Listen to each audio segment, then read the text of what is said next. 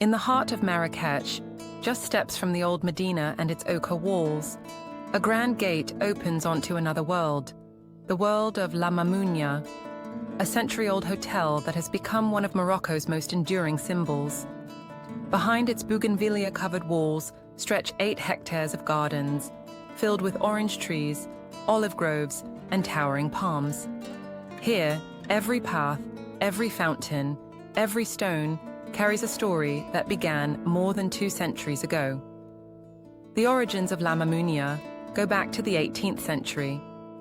Sultan Mohammed Ben Abdallah, an ancestor of today's King Mohammed VI, offered these gardens to his son, Prince Al-Mamoun, a passionate lover of plants. It was here that the young prince would retreat to watch the city and the Atlas Mountains in the distance. A century and a half later, this royal garden would become one of the most famous hotels in the world.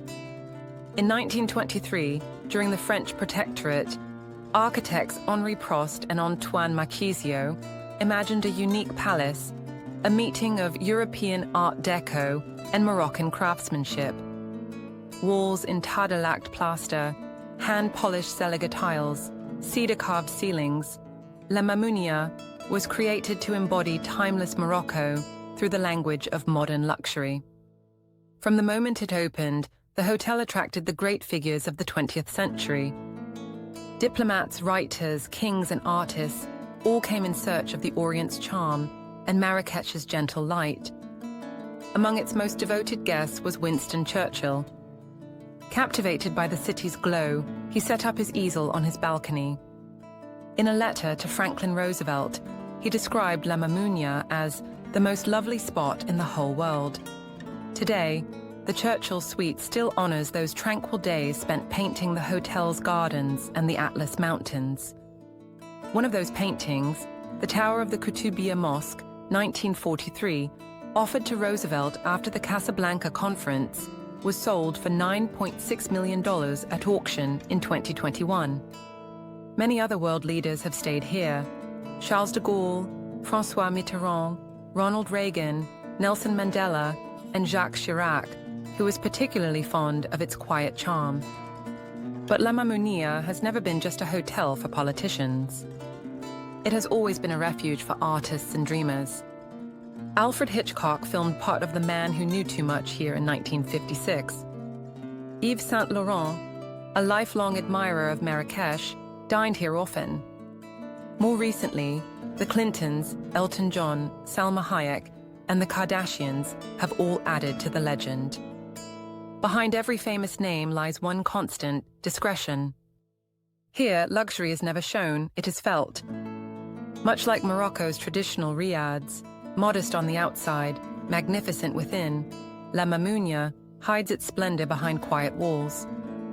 Luxury here whispers, in the scent of orange blossom, in the filtered light through colored glass, in the soft steps of a butler across the mosaic floor. In 2009, after more than 80 years of history, the hotel closed for a full restoration. Designer Jacques Garcia brought his signature style, deep tones, velvet chandeliers, while preserving the soul of Morocco. 3 years later, La Mamounia reopened, more contemporary, yet still timeless. Today, the hotel offers 209 rooms, 71 suites, and 3 private riads. Its 4 restaurants, French, Moroccan, Italian, and Asian, extend the promise of travel. A spa, a palm-lined pool, and those legendary gardens where time itself seems to stand still. La Mamounia is owned by a consortium of Moroccan public enterprises, including the National Railway Office, ONCF, and regularly ranks among the best hotels in the world.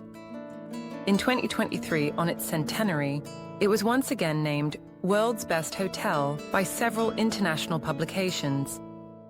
In Morocco, a phrase has even entered the language, La Mamounia diplomacy.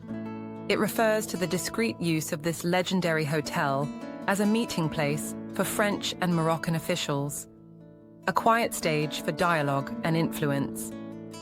100 years after it first opened, La Mamounia remains more than a hotel. And you, Have you ever stayed at La Mamounia? Tell us in the comments, and don't forget to subscribe.